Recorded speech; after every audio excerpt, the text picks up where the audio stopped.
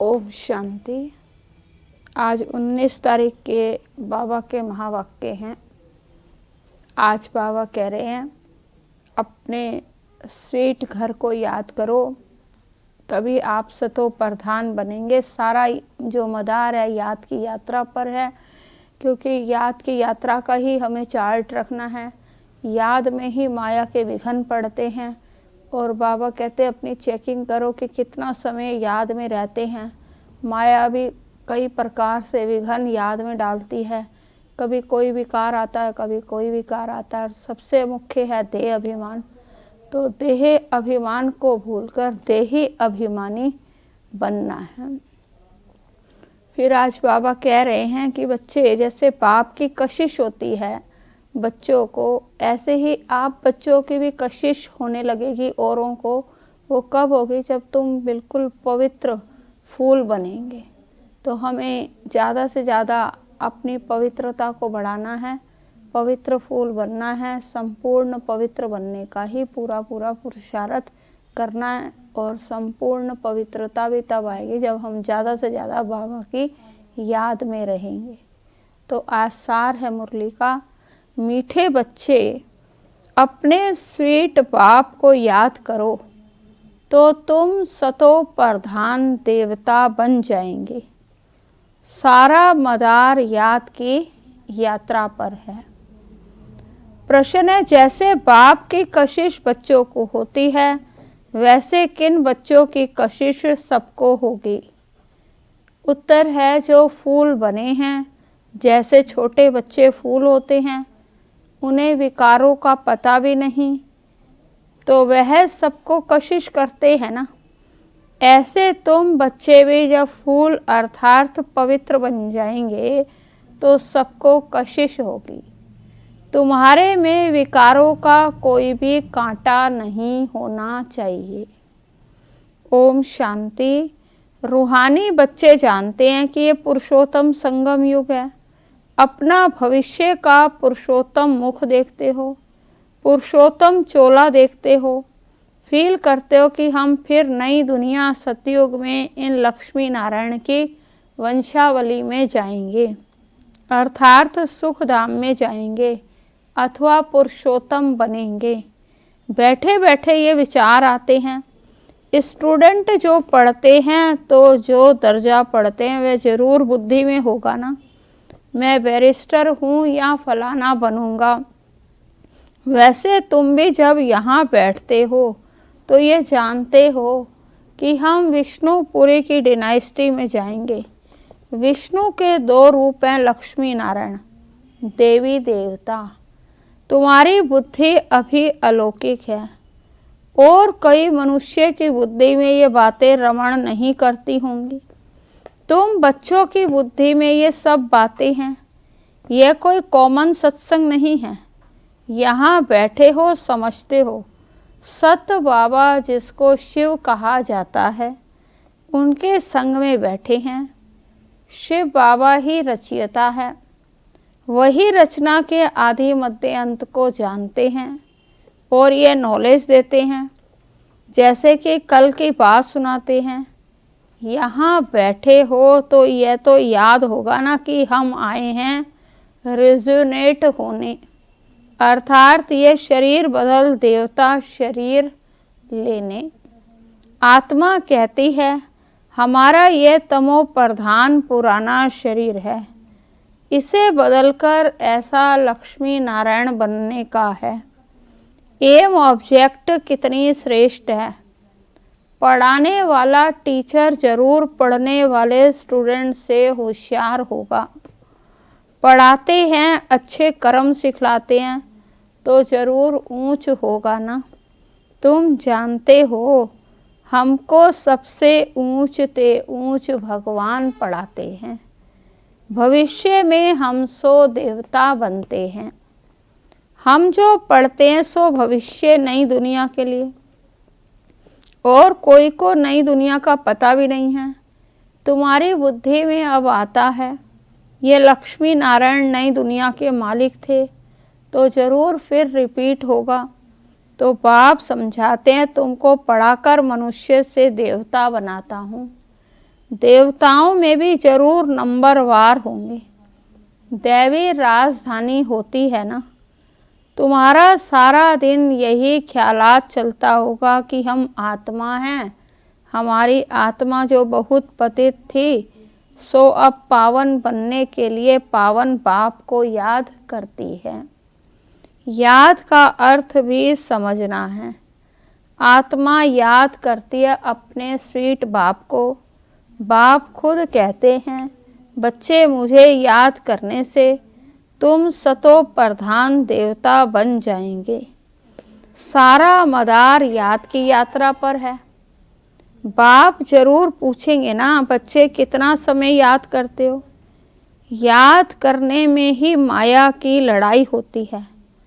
तुम खुद समझते हो ये यात्रा नहीं, परंतु जैसे कि लड़ाई है। इसमें विघ्न बहुत पड़ते हैं। याद की यात्रा में रहने में ही माया विघ्न डालती है, अर्थात याद भुला देती है। कहते भी हैं बाबा, हमको आपकी याद में रहने में माया के बहुत तूफान लगते हैं। नंबर 1 तूफान है देह अभिमान का। कहते भी हैं बाबा, हमको आपकी याद में रहने में माया के बहुत तूफान लगते हैं। नंबर 1 तूफान है देह अभिमान का। फिर काम, क्रोध, लोभ, मोह, अहंकार। आज काम का तूफान, कल क्रोध का तूफान, लोभ का तूफान आया, तो आज हमारी अवस्था अच्छी रही, कोई भी तूफान नहीं आया। याद की यात्रा में सारा दिन रहे, बड़ी खुशी थी। बाबा को बहुत याद किया। याद में प्रेम के आंसू बहते रहते हैं। बाप की याद में रहने से ही तुम मीठे बन जाएंगे। तुम बच्चे ये भी समझते हो कि हम माया से हार खाते खाते कहाँ तक आकर पहुँचे हैं। बच्चे हिसाब निकालते हैं। कल्प में कितने मास, कितने दिन हैं, बुद्धि में आता है। अगर कोई कहे लाखों वर्ष आयु है, तो फिर कोई हिसाब थोड़ी कर सकते हैं। बाप समझाते हैं, यह सृष्टि का चक्र फिरता रहता है। इस सारे चक्र में हमने कितने जन्म लिए हैं, कैसे डायनेस्टी में जाते हैं, ये तो जानते हो ना। ये बिल्कुल नई बातें, नई नॉलेज है नई दुनिया के लिए। तो नई दुनिया स्वर्ग को कहा जाता है। तुम कहेंगे हम अभी मनुष्य हैं, देवता बन रहे हैं। देवता पद है ऊंच। तुम बच्चे जानते हो हम सबसे न्यारी नॉलेज ले रहे हैं। हमको पढ़ाने वाला बिल्कुल न्यारा विचित्र है। उनको यह साकार चित्र नहीं है, वह है ही निराकार। तो ड्रामा में देखो कैसे अच्छा पार्ट रखा हुआ है। बाप पढ़ाए कैसे, तो खुद बतलाते हैं, मैं फलाने तन में आता हूँ। किस तन में आता हूँ वह भी बताते हैं। मनुष्य पूछते हैं क्या एक ही तन में आएगा, परंतु यह तो ड्रामा है ना, इस पे चेंज नहीं हो सकती। यह बातें तुम ही सुनते और धारण करते हो और सुनाते हो। कैसे हमको शिव बाबा पढ़ाते हैं। हम फिर और आत्माओं को भी पढ़ाते हैं। आत्मा ही पढ़ती है, आत्मा ही सीखती है, सिखलाती है। आत्मा मोस्ट वैल्यूबल है। आत्मा अविनाशी है, अमर है। सिर्फ शरीर खत्म होता है। हम आत्माएं अपने परम पिता परमात्मा से नॉलेज ले रही हैं। रचयिता और रचना के आदि मध्य अंत 84 जन्मों की नॉलेज ले रहे हैं। नॉलेज कौन लेते हैं? आत्मा। आत्मा अविनाशी है। मोह भी रखना चाहिए अविनाशी चीज़ में, ना कि विनाशी चीज़ में। तो इतना समय तुम विनाशी शरीर में मोह रखते आए। अभी समझते हो हम आत्मा हैं, शरीर का भान छोड़ना है।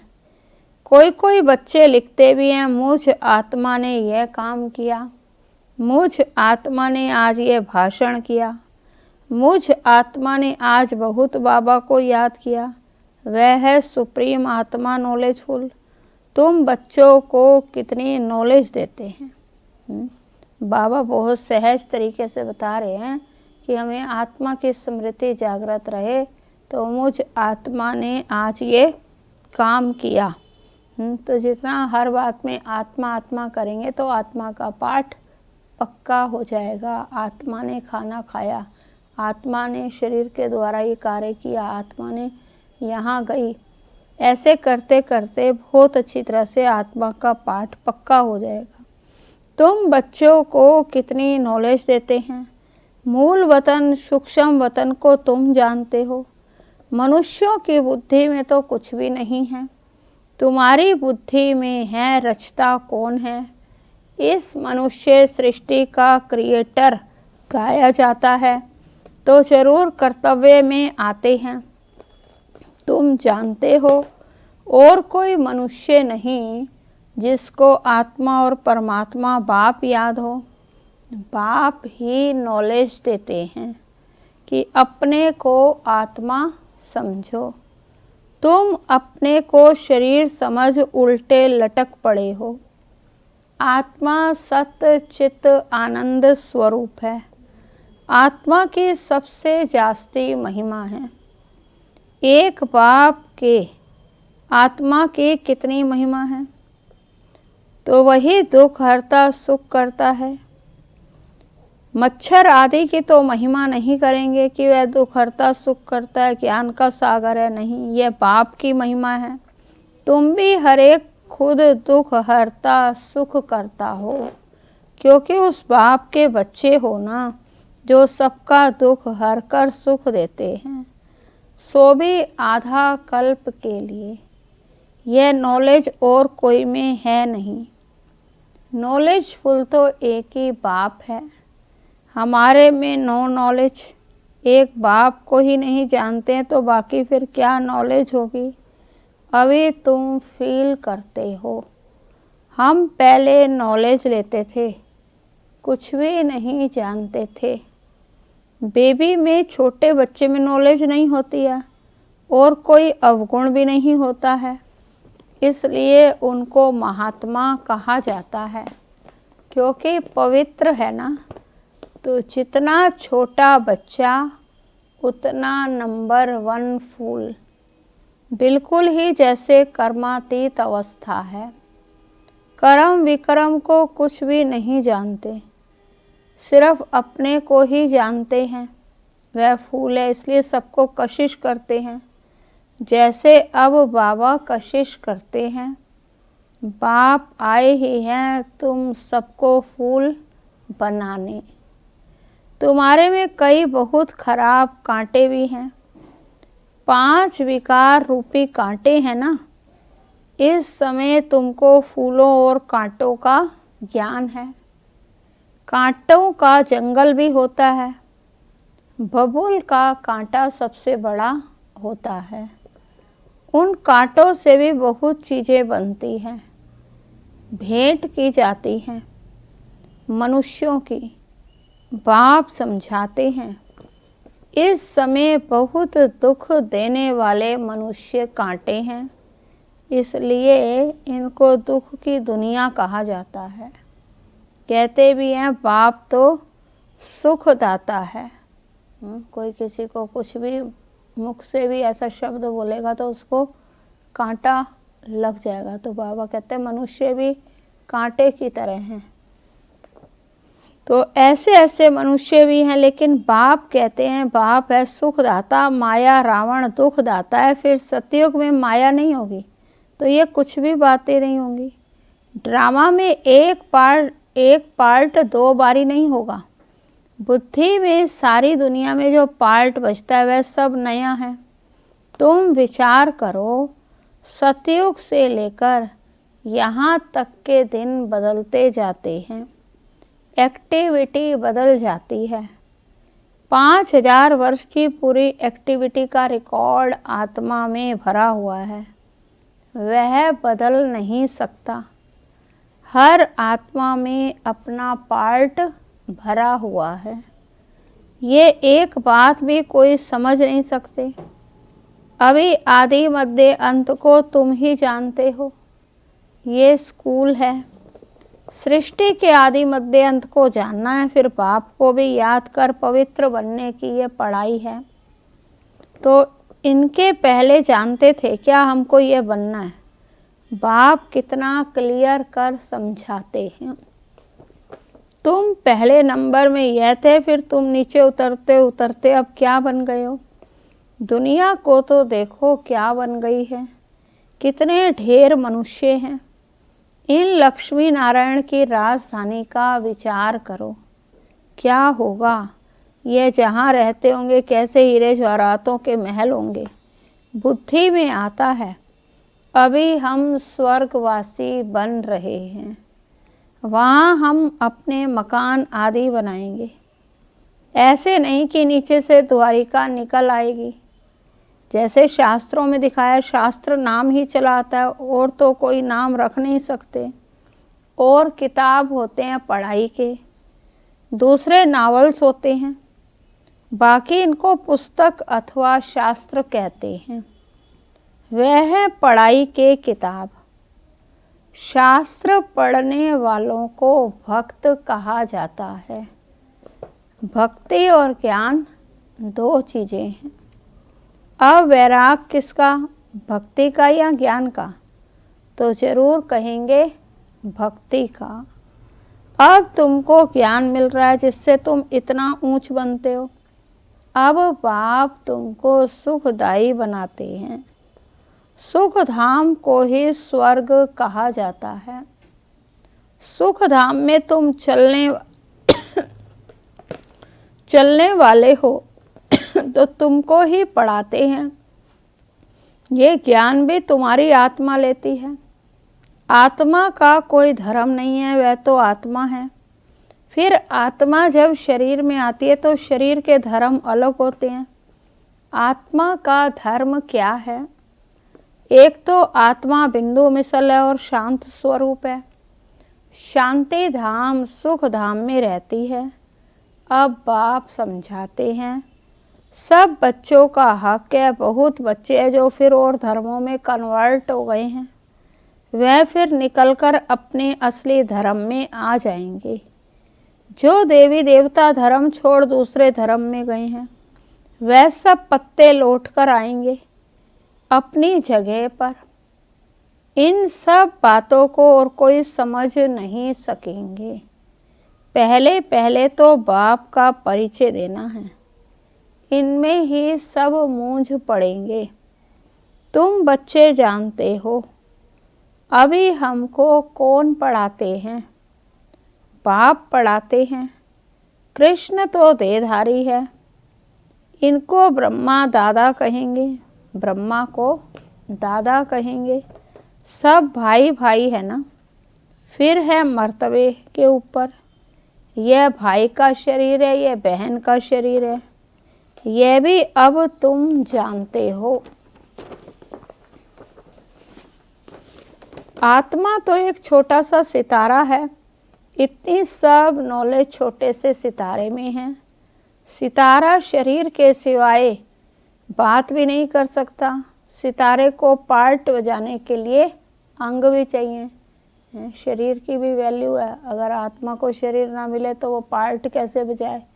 तो इसलिए बाबा कहते हैं वो सितारे को पार्ट बजाने के लिए शरीर चाहिए, अंग चाहिए। सितारों की दुनिया ही अलग है। फिर यहाँ आकर आत्मा शरीर धारण करती है। वह है आत्माओं का घर। आत्मा छोटी बिंदी है, शरीर बड़ी चीज़ है। तो उनको कितना याद करते हैं।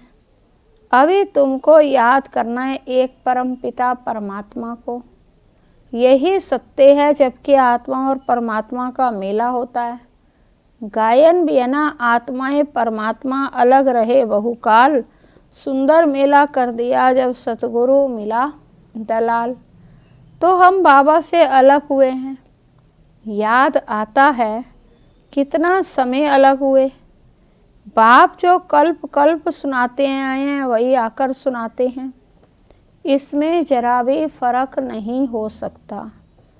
सेकंड बाई सेकंड जो एक्ट चलती है वह नहीं है। एक सेकंड पास होता, मिनट पास होता, उनको जैसे छोड़ते जाते हैं, पास होता जाता है, ताकि कहेंगे इतने वर्ष, इतने दिन, इतने मिनट, इतने सेकंड पास कर आए हैं। पूरा 5000 वर्ष होगा, फिर एक नंबर से शुरू होगा। एक्यूरेट हिसाब है ना, मिनट सेकंड सब नोट करते हैं। अभी तुमसे कोई पूछे इसने कब जन्म लिया था, तुम गिनती कर बताते हो। कृष्ण ने पहले नंबर में जन्म लिया है। शिव का तो मिनट सेकंड कुछ भी नहीं निकाल सकते हो। कृष्ण की तिथि तारीख पूरा लिखा हुआ है। मनुष्यों की घड़ी में फर्क पड़ सकता है मिनट सेकंड का, शिव बाबा के अवतरण में तो बिल्कुल भी फर्क नहीं पड़ सकता। पता भी नहीं पड़ता कि कब आया, ऐसे भी नहीं साक्षात्कार हुआ तब आया, नहीं अंदाज से कह देते हैं। बाकी ऐसे नहीं उस समय प्रवेश हुआ, साक्षात्कार हुआ कि हम फलाना बनेंगे। तो बाबा आए तो बाबा कहते एक सेकंड का भी फर्क नहीं पड़ सकता, पता भी नहीं पड़ता कि कैसे भगवान की प्रवेशता हो गई। जब साक्षात्कार हुआ बाबा को कि हम फलाना बनेंगे तो पता चला। अच्छा मीठे मीठे सिकी लदे बच्चों प्रति मात पिता बाप दादा का याद प्यार और गुड मॉर्निंग। रूहानी बाप की रूहानी बच्चों को नमस्ते। हम रूहानी बच्चों की रूहानी बाप को नमस्ते नमस्ते। तो आज धारणा के लिए मुख्य सार है, सुख धाम में चलने के लिए सुखदायी बनना है, सबके दुख हर कर सुख देना है, कभी भी दुखदायी कांटा नहीं बनना है। दूसरा पॉइंट है, इस विनाशी शरीर में आत्मा ही मोस्ट वैल्यूबल है, वही अमर अविनाशी है, इसलिए अविनाशी चीज से प्यार रखना है, देह का भान मिटा देना है। वरदान है, एक बल एक भरोसे के आधार पर मंजिल को समीप अनुभव करने वाले हिम्मतवान भव। एक बल एक भरोसे के आधार पर मंजिल को समीप अनुभव करने वाले हिम्मतवान भव।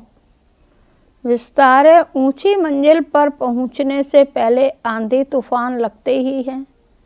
स्टीमर को पार जाने के लिए बीच भंवर से क्रॉस करना ही पड़ता है, इसलिए जल्दी में घबराओ मत, थको वहाँ रुको मत, साथी को साथ रखो तो हर मुश्किल सहज हो जाएगी। तो हिम्मतवान बन बाप की मदद के पात्र बनो। एक बल एक भरोसा, इस पाठ को सदा पक्का रखो तो बीच भंवर से सहज निकल आएंगे और मंजिल समीप अनुभव होगी। स्लोगन है, विश्व कल्याणकारी वह है जो प्रकृति सहित हर आत्मा के प्रति शुभ भावना रखते हैं। विश्व कल्याणकारी वह है जो प्रकृति सहित सब आत्माओं के लिए शुभ भावना रखते हैं। अच्छा, ओम शांति।